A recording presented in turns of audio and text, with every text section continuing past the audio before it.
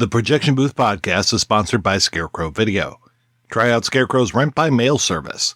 Choose from over 150,000 films and get Blu-rays, 4Ks, and DVDs delivered directly to your door. Visit scarecrow.com today.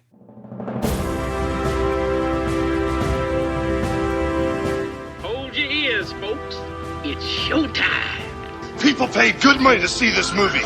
When they go out to a theater, they want cold sodas, hot popcorn, and no monsters in the projection booth. Everyone pretend podcasting isn't boring. Turn it off. Turn it off.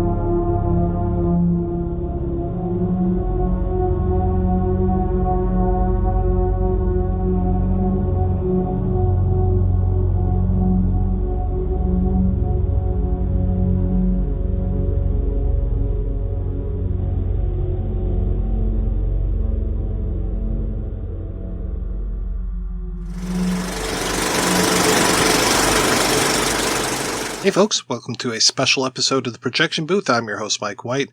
On this episode, I am talking with Crispin Hellion Glover, all about his new film, and I better make sure that I get this title right. No, You're Wrong, or Spooky Action at a Distance.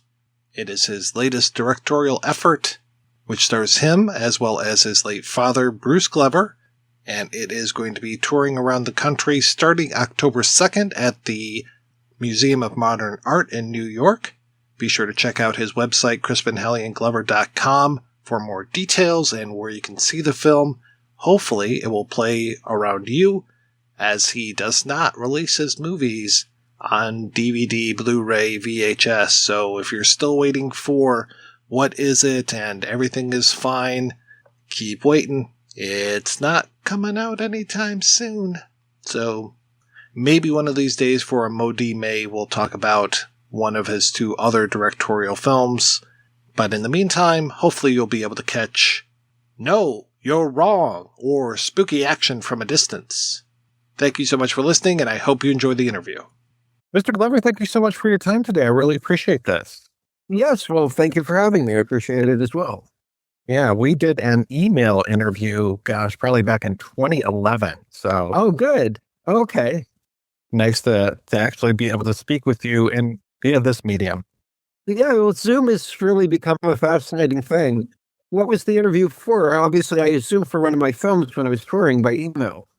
Well, it was for a magazine that I used to do called Cashews to Cinemark. I had about 10 questions for you, and yeah, you zipped those answers off over to me via email, so I really appreciated that. I remember, yeah. It was for my film, for both What Is It and Everything Is Fine in 2011, you say? Yeah, so both films, yeah. Oh, great. Did you get to see the films? Did you get to see the show? No, I still haven't. I don't know if you've done Detroit. Yeah, I did Detroit, but it was an interesting thing. It was a group that were real cinephile types, and they had set up projectors I believe it was an old high school auditorium that somehow had been repurposed, and they had their projector. It was really interesting. And there was an interesting art scene, because Detroit, of course, had great structures and then had an economic collapse. But I could see that there were artistic types that were coming in and doing things. And it was actually a very interesting screening. It wasn't high tech, but I liked that it was passionate about film. I think that was the only time I showed in Detroit, and it was a good show. I liked it. I know we used to have screenings in a old high school auditorium, and it was through a group eventually they were called Cinema Detroit, but it might have been something else at the time. Well, I'm excited that you have a new film coming out. Can you tell me a little bit more about the making of that and how that came to be? Well, I've been working on it for many years, a long time. I bought my property in the Czech Republic in 2003. My first 2 films were shot on, well, particularly the second one was entirely shot on sets, but I shot my first film, What Is It, on both locations and sets that were built. And the second film was entirely shot on sets. And I like working on sets for a lot of different reasons, as opposed to location work. The sets that we had built for the second film, unfortunately, had to be destroyed fairly shortly after we shot. I was hoping that they could be reutilized for something, but I realized if I planned to continue shooting on sets, because I'd paid for the sets, that really I needed to own the property where the sets would be built. And so I started looking for something, and it's sort of an involved story, but it ended up being that the Czech Republic was a good place to buy a large property that had structures that I actually bought it in a couple of different stages, but I knew that the structures could be attained, which were former horse stables / farm buildings for a chateau that had been reconstructed in the 1600s.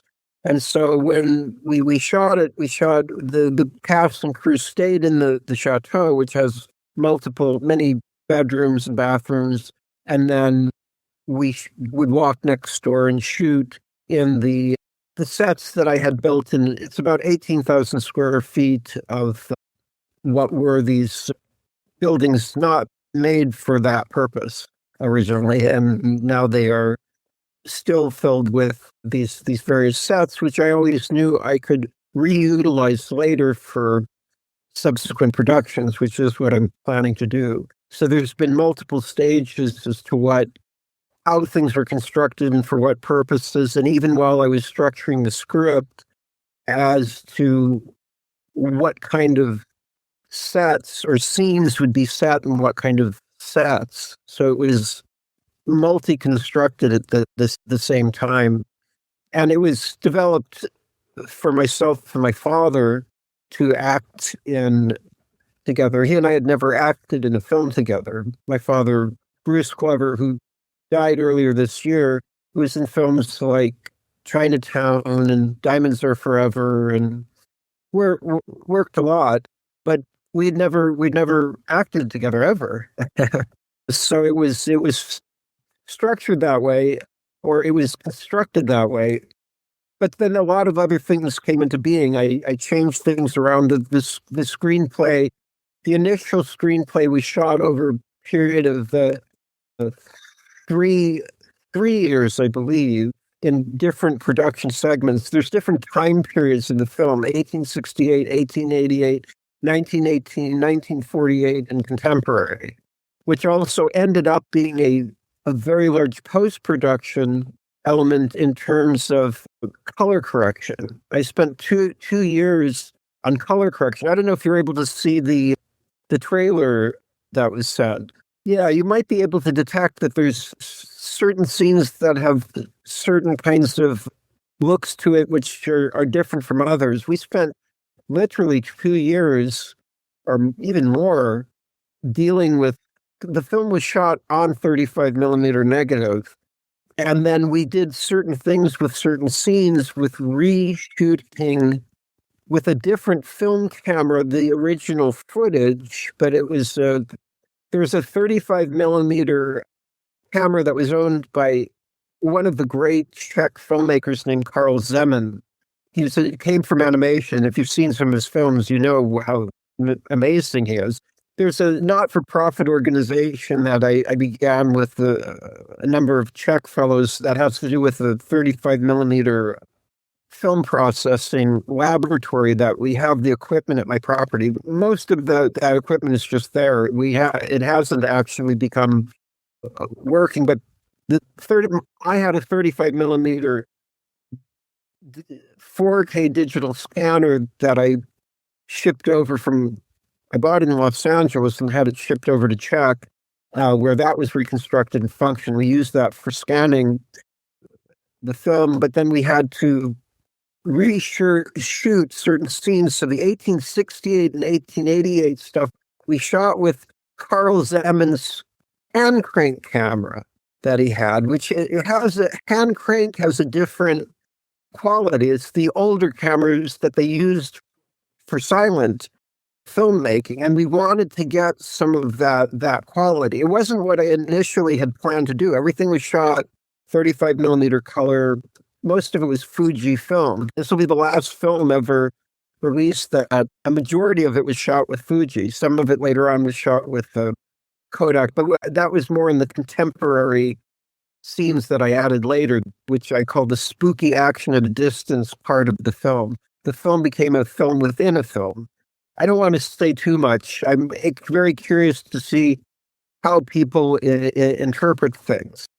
The way the film is constructed will ideally, I believe, let people have interpretations about things. It's very specific to me, but I don't want to dictate too much as to what people may hopefully be able to interpret on their own. I'll be very interested to hear, because October 2nd, just a few days from now, at the Museum of Modern Art, that's where the genuine premiere will be. This is the first time I'm showing it to an audience. I've shown the film to not too many people, some filmmaker types, and it is different when you show it to an audience than when you show it to individuals. So I've had positive reaction from filmmakers, but filmmakers are looking at films differently than a general audience as well. So it will be a real premiere for me. I'm very interested to see what will happen.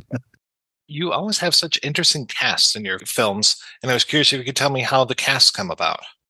It's such a long and involved story, even the way the film came about in conception, but the initial concept I had was that I had started doing a different screenplay that it was for an actress that I had dated And she was very good at playing characters.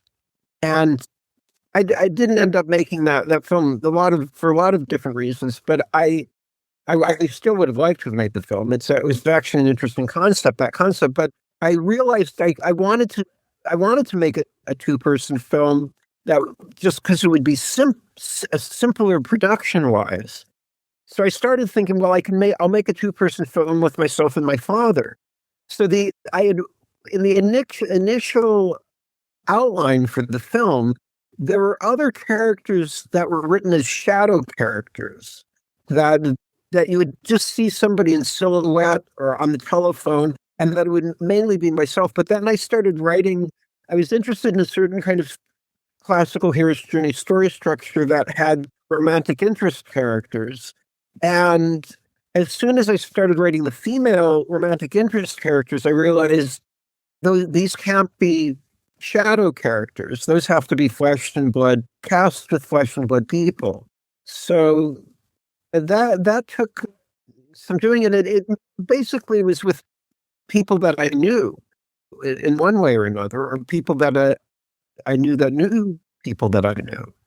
There's things on the IMDb right now that are incorrect. I hope you got because they even have incorrect cast. There's people that are listed on IMDb that aren't in the movie. And there's character names that are there. Even the title they don't have correct on the IMDb. I didn't input any of what's on the IMDb, and there's other people that maybe worked on the crew or cast that got bits and pieces of information and they type stuff in, but IMDb will not let me fix it. It's really and part of the clues of what the film is about have to do with the titles, which are in the film. It was very carefully structured. And the IMDb will not let me. I don't understand why it's like that, but I hope I'm trying to get it resolved, but there's no way to even contact the IMDb. It's very, very strange. But so that's why I hope you have it. There's the end credit roll should be forwarded. So if you list anything about who's in it or what the titles are, take it from that and not from the IMDb, because that's hopefully it'll be fixed. But I don't know. I've tried to fix certain things on the IMDb before, and it's not very forgiving. After all these years, how was it working with your father and acting against him? It was very interesting because when I act with somebody, I think this is true of most of the time when people are acting with each other. It's sort of you look into people's eyes more probably than you do in real life. I think we're very used to averting. I am looking away as we talk. But on camera, if you do that too much, you'll be fairly quickly told by the DP that that's distracting. And I can understand it. It doesn't come off the same way as it comes off in reality on camera. And of course, in a certain way, we're taught to function the way we do in acting class on some level. But there really is something about looking in the person's eyes that you do that more, or I do that more than I do in real life when I'm working on camera. And so there's an energetic element that transfers when you're acting with somebody, and you can feel certain energetic qualities. So I probably did have more a certain kind of energetic connection with my father than I would have by not having acted with him, which was interesting because my father was an actor, my whole life. I grew up around him. So I had certain thoughts or critiques that I wouldn't say out loud, just to myself, about my father, or how his acting style or what have you. My father also taught acting, but I never formally studied with my father. I've studied at other places. For me, that would have been too much. But I'm sure I picked things up along the way. But it definitely made me appreciate qualities he has or had as an actor.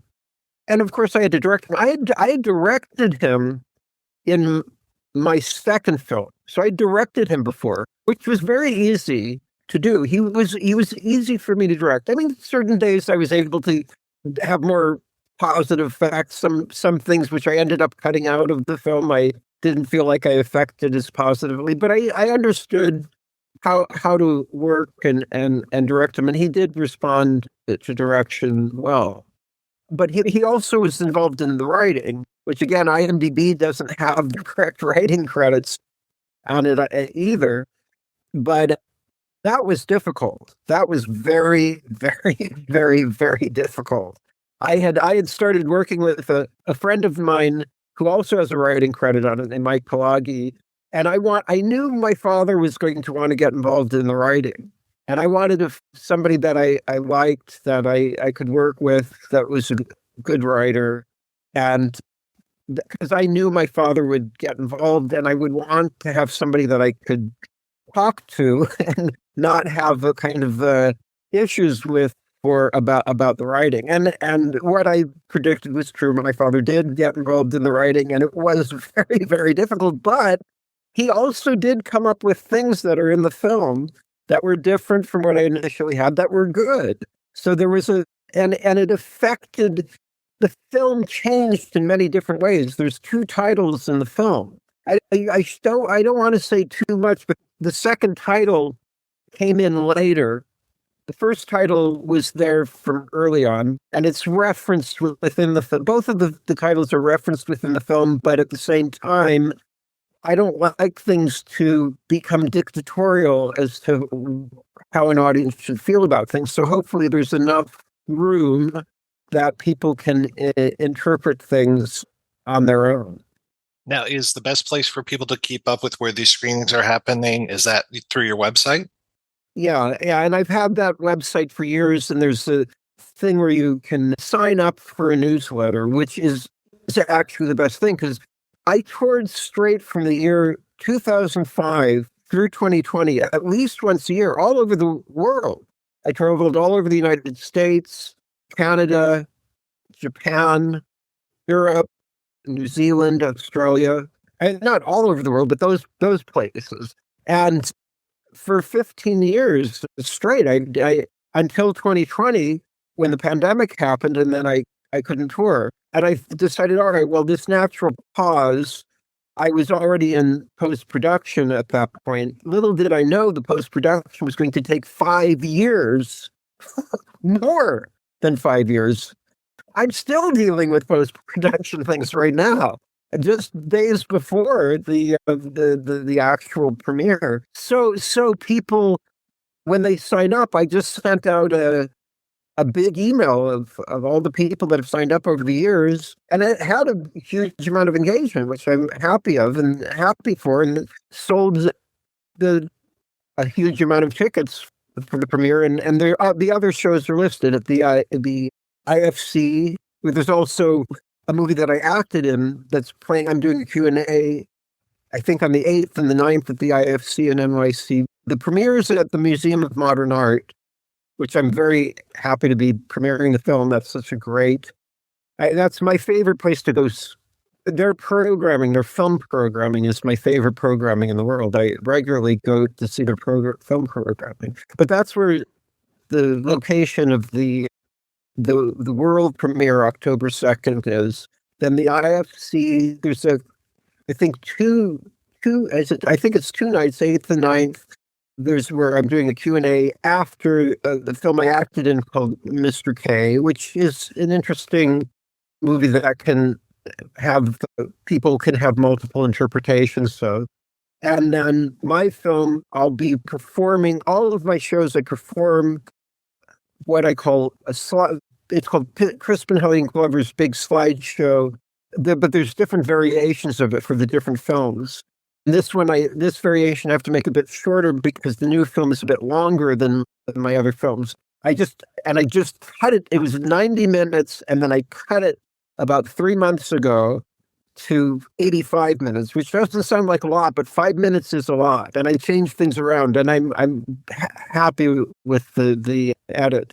And I physically edited the film. I edited my own films for the most part. I've had people work on the second film. I had somebody that did a fair amount of the editing, but I was involved in the editing on that one. But this one and my first film, I physically edited the whole film. There were little things here and there where people did some assistant editing work, but it's in a certain way, it's my favorite part of the filmmaking process. And so anyhow, I'm at the IFC for a week with my live slideshow, which is from books that I made a long time ago. I took old books from the 1800s, reworked them, turned them into different books from what they originally were.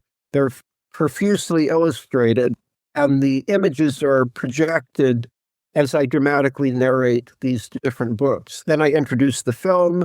Then the film plays. I come out as the credits are ending. I ask if anybody has any questions, conduct the Q&A, and then at the different venues, I have book signings. Sometimes I have to have the book signing at a different venue. But IFC, that's what will happen for a solid week.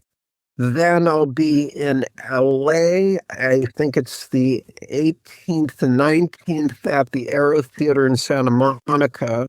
And then I can't remember the exact date, but a few days after that, there also Mr. K is going to be at the Los Feliz 3.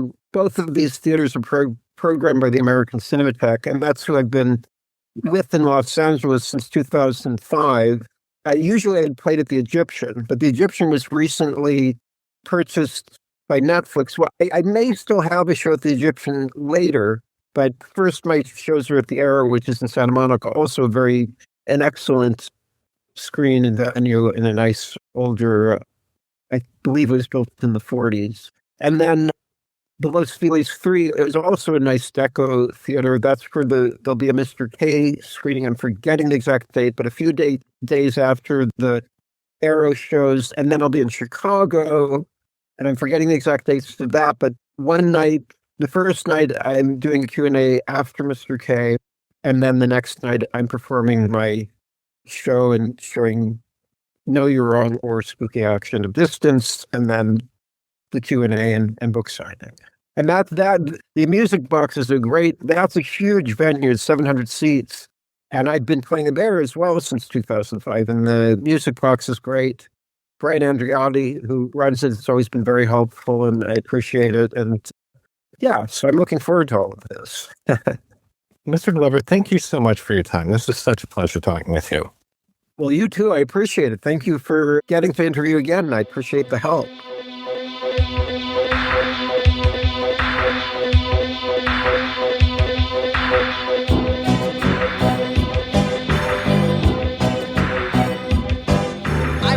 On the ground, I didn't make a sound. Then I turned around and I saw a clown. Had a frown, stood on a mound, started barking like a hound.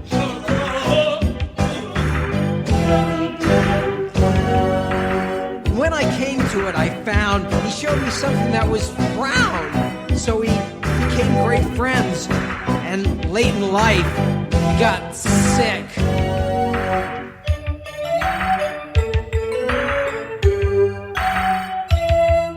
I gave him some soup, but he got worse. It asked for its purse.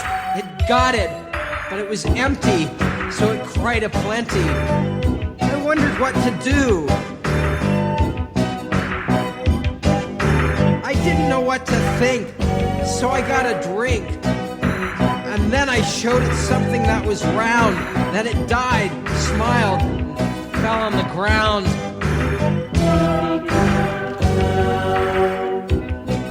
Back about those days with the clown, I get teary-eyed and really snide. I think that deep down, I hated that clown, but not as much as Mr. Farr. I'm gonna go smoke a cigar.